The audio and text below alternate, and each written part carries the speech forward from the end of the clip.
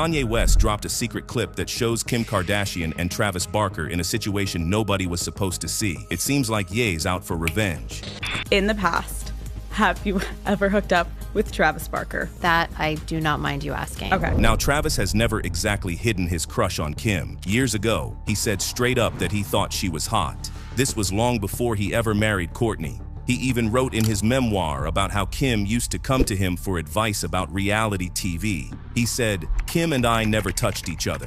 It just wasn't meant to be." But why even mention that if nothing happened? So fast forward to today, a clip surfaces showing Kim and Travis looking way too cozy. And that's exactly the kind of ammo Kanye's been waiting for. If you know Ye, you know he doesn't let anything slide, especially not when it involves Kim. Before this, Kim had gone public, saying her marriage with Kanye felt unsafe. Not physically, but emotionally and financially. She even told a story about coming home and finding out he'd given away all 5 of their Lamborghinis to his friends. That's the type of detail that cuts deep. And for Kanye, that was a declaration of war. So it's no surprise that now he's fighting back in the most Kanye way possible by dropping receipts, clips, and chaos. But the wildest part is that Kanye recently told DJ Academics that he never even wanted kids with Kim after their first 2 months together. He said it was his fault for picking her. That was my fault. I didn't want to have children with this person after the first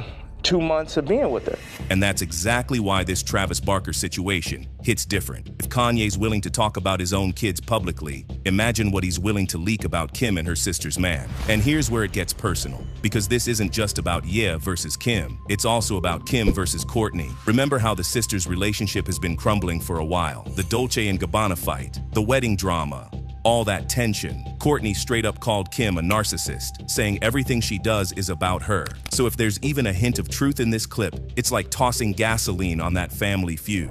Now, Kim's always denied anything ever happened with Travis. She said they were just friends who hung out in the same circles. But that's a hard story to sell. So why is Ye coming out with this tea now? Well, his bag has been shaky ever since Adidas and Gap cut ties after his controversial comments. His $50 million Malibu mansion was abandoned, and his Wyoming ranch was sold back to the original owners. So this thing is also about the money, because when the money slows down, controversy becomes the currency. I mean, Ye's known to drop diss tracks or leaks whenever he feels cornered. So this clip could be his way of getting back at Kim and reminding the world he still controls the narrative. And honestly, if this is Ye's idea of revenge, it might just be his most dangerous one yet. D'Angelo's death shocked everyone, but Erykah Badu ain't buying the cancer story at all. She thinks what really took him wasn't an illness, it was a dark spiritual sacrifice. Now this sounds wild, but Erykah straight up said D'Angelo's passing was not natural. In one of her recent appearances, she called it a spiritual.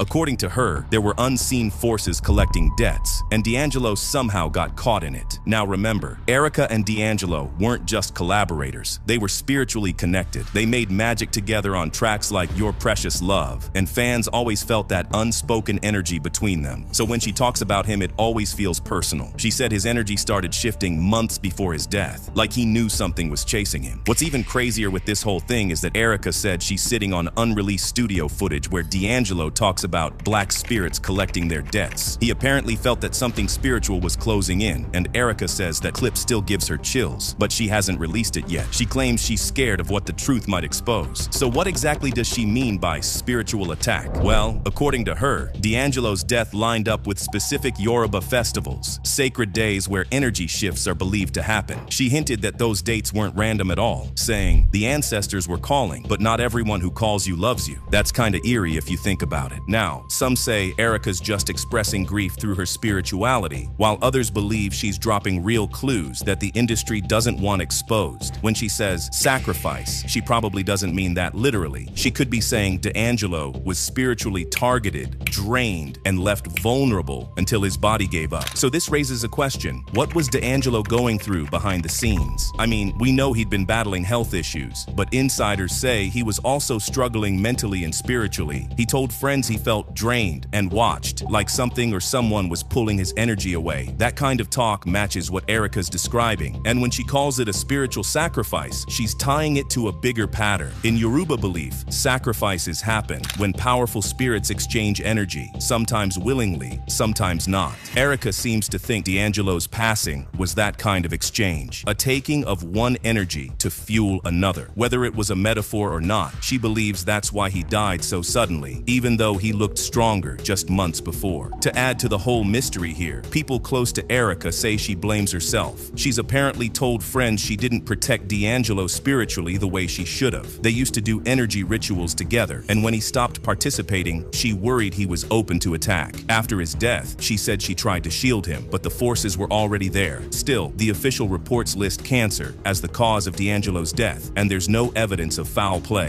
But Erykah's version sticks because of how it feels. The way she tells it, slow, haunting, filled with conviction. It makes you wonder if maybe the truth isn't always visible. Before we wrap this up, think about the symbolism. Erykah and D'Angelo both built their music on soul, spirituality, and depth. If anyone would see death as something metaphysical, it's her. So was D'Angelo's death really a spiritual attack, or is she turning grief into poetry the only way she knows how?